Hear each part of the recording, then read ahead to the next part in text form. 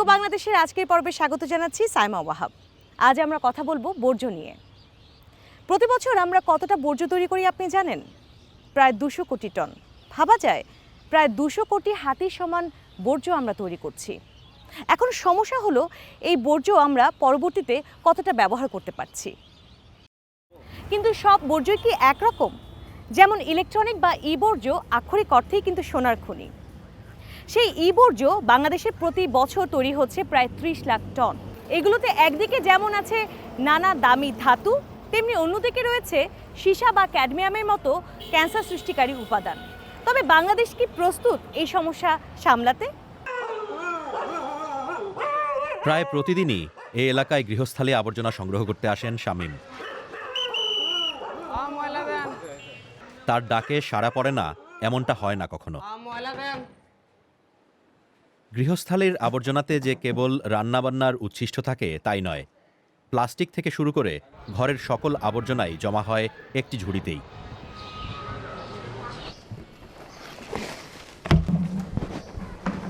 শামীমের মতো কর্মীরা বর্জ্য নিয়ে আসেন এলাকার নির্দিষ্ট ডাম্পিং স্টেশনে।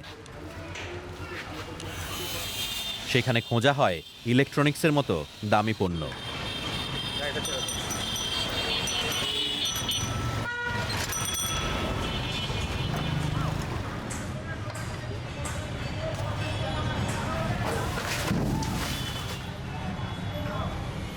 এই ধরুন বাংলাদেশের মোবাইল পাই, তারপরে ইলেকট্রিক মাল সাবানা পাই, ওটা নিয়ে আমরা বাংলার দোকানে বেশি। দাম পাওয়া যায়? হ্যাঁ, ভালো। কেমন দাম? এসব মোবাইল তো পিস হিসাবে না, এসবের মনে মতো নেওয়া হচ্ছে। নানা বয়সী অদক্ষ শ্রমিকরা এখানে বর্জ্য বাছাই করেন। আলাদা করা হয় কাগজ, প্লাস্টিক, কাঁচ এবং ইলেকট্রনিক পণ্য। বাঙালি সবগুলোই নে, ফলি নে, পরে বোতল নে, কার্টুন নে, খাস ভাঙ্গা নে, তারপরে তোমার যেগুলা পরে এগুলোই নিয়ে যা তারা। মোবাইল ভাঙ্গা, রেডিও ভাঙ্গা বা ইলেকট্রো ওই এগুলা পাই এতে বিক্রি করে। প্রাথমিক বাছাই শেষে আবর্জনা তোলা হয় সিটি কর্পোরেশনের ট্রাকে।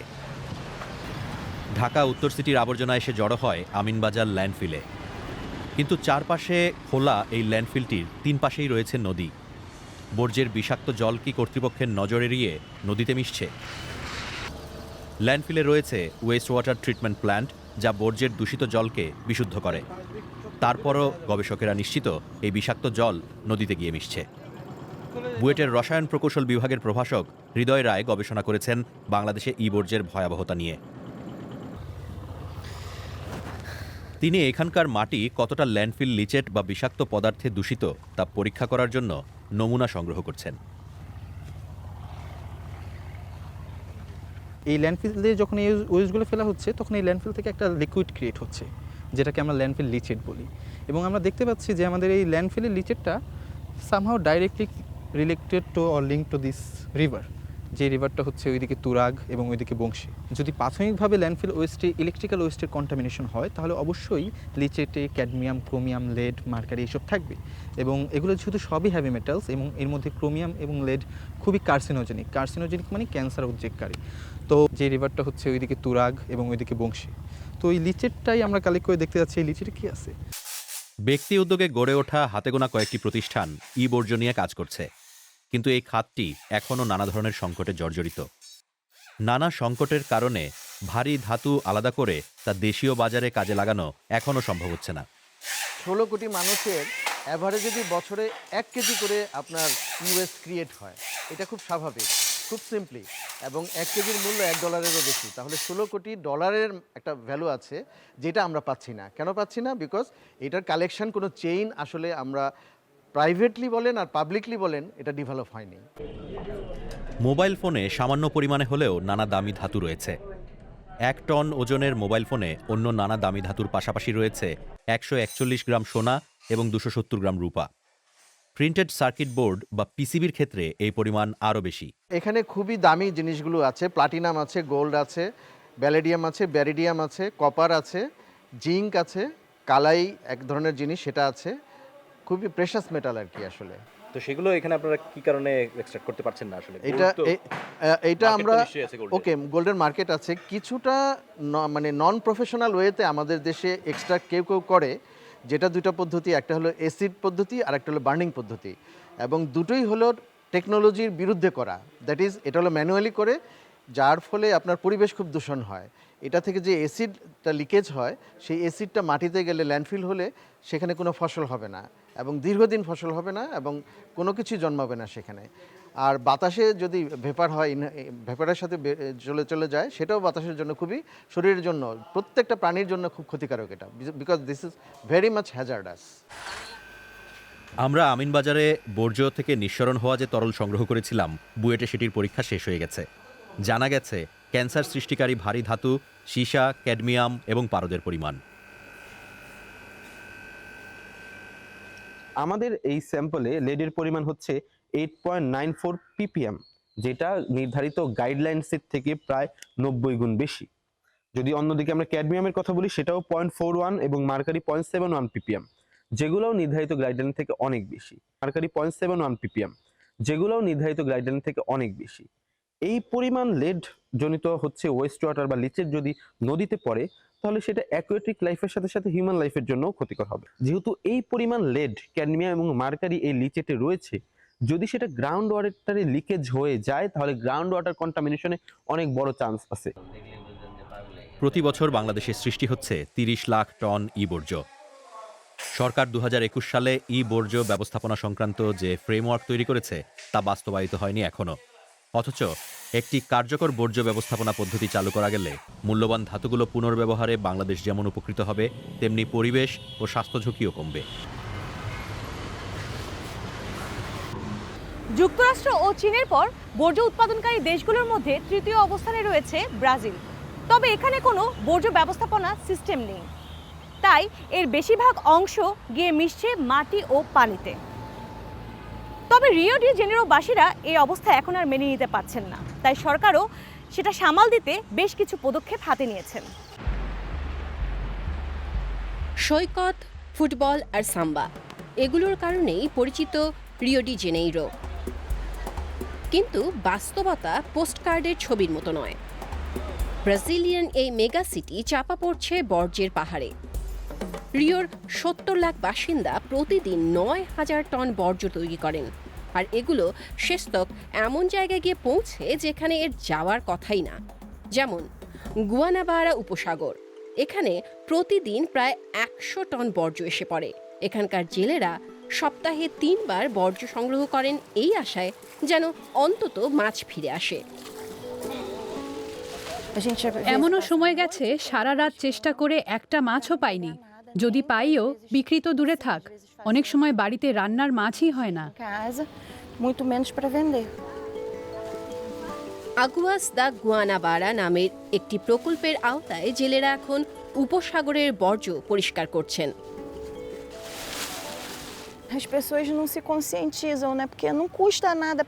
মানুষ একেবারেই সচেতন নন। আপনি যা বর্জ্য তৈরি করছেন তা সহজেই আপনি সংগ্রহ করতে পারেন। সবাই তা করলে দূষণের প্রশ্নই উঠত না। এখানে ওখানে জিনিস না ফেলে তারা তা একটা ব্যাগে পুরে ডাস্টবিনে ফেলে দিতে পারেন, তাই না? কিন্তু তারা এভাবে প্রকৃতিতে বর্জ্য ফেলে রাখা ভালো মনে করেন, বোঝেন না। আমরা যারা প্রকৃতির কাছাকাছি থেকে কাজ করি, আমরা বুঝি কতটা মূল্য এর আর কত বড় অভিশাপ।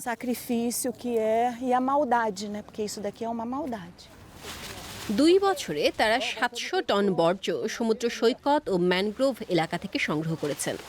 তাদের পক্ষে পুরোটা পরিষ্কার করা সম্ভব না।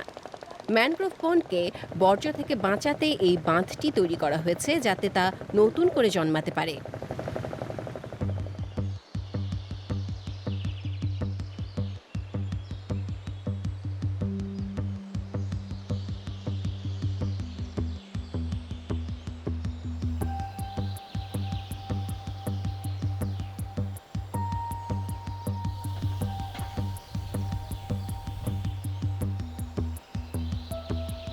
Tanto lixo aí embaixo.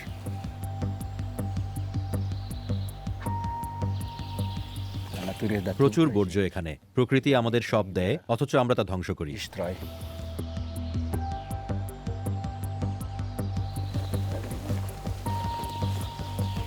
10 বছর আগে অন্যের তৈরি বর্জ্য দিয়ে জীবিকা চলত মোয়াশিরের। বর্জ্যের স্তূপ থেকে দরকারি জিনিসপত্র সংগ্রহ করতেন তিনি। এখন তিনি এই ম্যানগ্রোভ এলাকাটি পুনরুদ্ধারের কাজে সহযোগিতা করছেন। তিনি ম্যানগ্রোভ গাছ লাগিয়েছেন, তাদের দেখাশোনা করছেন। মাটিতে বর্জ্য খোঁজা খুব সহজ কাজ নয়, কিন্তু কাজটি তাঁর খুবই প্রিয়।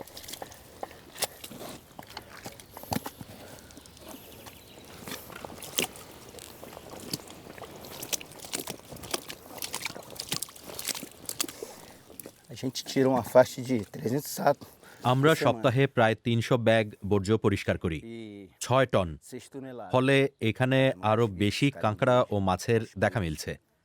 খুব ভালো খবর। যখন কাঁকড়া আর মাছ দেখি তখন খুব ভালো লাগে। Me sinto bem. আমি প্রকৃতির সেবা করছি, গুরুত্বপূর্ণ একটা কাজ। Para mim, eu tô fazendo alguma coisa que vale a pena. মাত্র 9 বছরে এখানে একটি ম্যানগ্রোভ বন আবার জন্ম নিয়েছে। এই পুনর্নবায়ন প্রকল্পের ম্যানেজার হলেন জীববিজ্ঞানী মারিও মোস্কাতেলি। তিনি 30 বছর ধরে দুর্নীতি, পরিবেশগত অপরাধ ও সরকারের নিষ্ক্রিয়তার বিরুদ্ধে লড়াই করছেন। এতে নানা বাধার মুখে পড়তে হয়েছে তাকে, এমনকি পেয়েছেন হত্যার হুমকিও। Infelizmente, no Rio de Janeiro, em boa দুর্ভাগ্যজনকভাবে রিও ডি জেনেইরো বা ব্রাজিলের অনেক জায়গায় আমরা এখনো পরিবেশকে উপনিবেশের মতো ব্যবহার করে নষ্ট করি। está aqui para আমরা মনে করি পরিবেশ আছে শুধু আমাদের সেবা দেওয়ার জন্য, কিন্তু তা অর্ধেক সত্য। এর ক্ষতি না করে আমাদের যা দরকার তা পেতে পরিবেশের সঙ্গে কেমন আচরণ করতে হবে তা আমাদের জানতে হবে। দুর্ভাগ্যের ব্যাপার হলো শহরগুলোতে যেভাবে বর্জ্য ব্যবস্থাপনা করা হয় তা শুধু পরিবেশের জন্য নয়, মানুষের স্বাস্থ্যের জন্যও একটা কঠিন সমস্যা। não só ambiental, mas de saúde pública. এই পাহাড়টি আগে ছিল ময়লার পাহাড়, ল্যাটিন আমেরিকার সবচেয়ে বড়। জার্ডিয়াম গ্রামাচো নামের এই পাহাড়টি একটা বিপর্যয়ের নাম ছিল। 12 বছর আগে এটি বন্ধ করে দেয়া হয় এবং মাটি দিয়ে ঢেকে দেয়া হয়, তবে এর ক্ষতিকর পদার্থগুলো এখনো বের হয়। রিও শহর থেকে 100 কিলোমিটার দূরে এর ময়লা ফেলা হয় সেরোপেডিকা ল্যান্ডফিলে। এটি দক্ষিণ আমেরিকার সবচাইতে আধুনিক ব্যবস্থাপনা এবং বলা হয় এ থেকে কোনো দূষণই হয় না। বর্জ্য পানি এখানে শোধন করা হয়।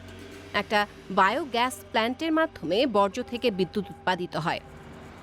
বর্জ্য ব্যবস্থাপনায় রিও ডি জেনেইরো এখন দেশের জন্য একটি উদাহরণ।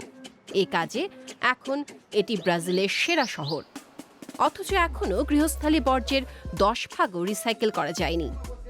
রিওর তুলনামূলক গরিব এলাকা হোসিনিয়াতে একটি সমবায় এ নিয়ে কাজ করছে। ব্যক্তি সহযোগিতায় ময়লা সংগ্রহকারীদের সঙ্গে নিয়ে তারা প্রতি মাসে এই এলাকার 30 টন ময়লা রিসাইকেল করছে। এদের একজন লুইস ফার্নান্ডো দা কনসেসাও, ডাকনাম নেম। তিনি হোসেনিয়া রিসাইক্লা নামে সমবায়ে কাজ করছেন 8 বছর ধরে।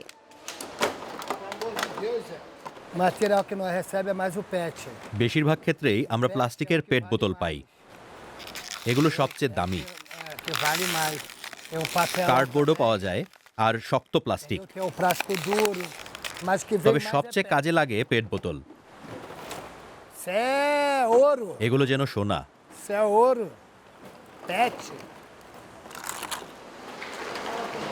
হোসিনিয়ার 180 জন ময়লা সংগ্রহকারী যা সংগ্রহ করেন তার জন্য অর্থ পান। একই সঙ্গে তারা ভালো কিছু করছেন।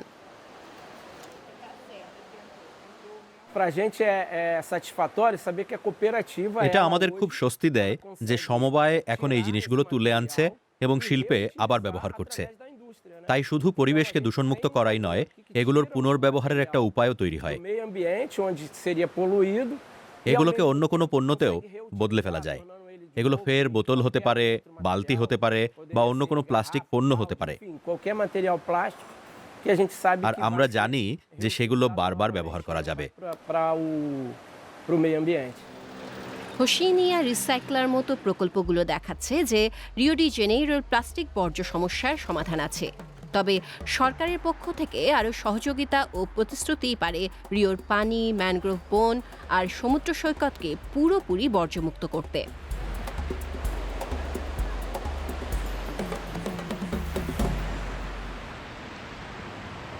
কেনিয়াতেও আছে এই বর্জ্য সমস্যা, কিন্তু এই সমস্যার সমাধানে একজন নারী এগিয়ে এসেছেন এবং করছেন একটি ব্যবসা। তাকে সহযোগিতা করছে তারই করা একটি অ্যাপ। এই ব্যবসা এতটাই লাভজনক হচ্ছে যে তার ডেন্টিস্ট পেশা ছেড়েই তিনি এই কাজ করছেন।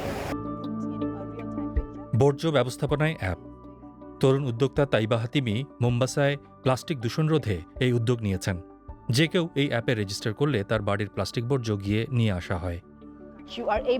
আপনি আমাদের অনুমোদিত বর্জ্য ব্যবস্থাপকদের সহযোগিতায় আপনার বাড়ির বর্জ্য ব্যবস্থাপনার জন্য আমাদের সেবা বুক করতে পারেন। এরপর আপনার প্লাস্টিকগুলো বিক্রি বা দান করতে পারেন। কেনিয়ার উপকূলীয় শহরটি প্লাস্টিক বর্জ্যে ডুবে যাচ্ছে। রাস্তায় যেমন জমছে প্লাস্টিক, তেমনি দূষিত হচ্ছে সমুদ্র। শহরে নেই পর্যাপ্ত নিষ্কাশন ব্যবস্থা। এই দুরবস্থা দেখে 1.5 বছর আগে তাইবা হাতিমি তার স্টার্টআপ শুরু করেন। মোম্বাসা কাউন্টির একটা বড় চ্যালেঞ্জ হলো যেখানে সেখানে প্লাস্টিক বর্জ্য ফেলা। এই অভ্যাস দূর করতে যারা তার সেবা নিচ্ছেন তাদের অর্থ দিচ্ছেন তিনি। প্লাস্টিকের ধরনের উপর নির্ভর করে প্রতি 10 কিলোর জন্য প্রায় €1। এখন তার 10 জন ফুল টাইম কর্মী আছেন। তারা প্রথমে দেখেন যে যিনি এগুলো দিচ্ছেন তিনি সব ঠিকঠাকভাবে পরিষ্কার করে আলাদা করেছেন কিনা। এরপর ওজন করেন, সবশেষে তারা এগুলো টুকরো টুকরো করে কাটেন। এই স্টার্টআপ তাদের প্লাস্টিকগুলোকে বড় বিজনেস কোম্পানির কাছে বিক্রি করে। টুকরোগুলোকে গলিয়ে নতুন প্লাস্টিক পণ্যে রূপান্তর করা যায়। এ পর্যন্ত স্টার্টআপটি 11,000 কিলোর বেশি প্লাস্টিক জোগাড় করেছে।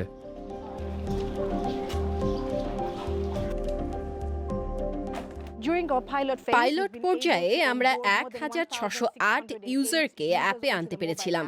Mombasa county department of environment and solid waste ম্যানেজমেন্টের সহযোগিতায় ওল্ড টাউনে আমরা প্রায় 6,000 বাড়ির প্লাস্টিক সংগ্রহ করতে পেরেছি। 1.5 বছর পর প্রকল্পটির সাফল্য দেখে আমি আনন্দ ও গর্ব অনুভব করি।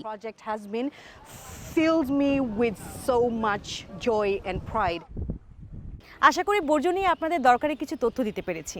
আগামী পর্ব দেখার অপেক্ষা আছেন তো? ততক্ষণ পর্যন্ত ভালো থাকুন।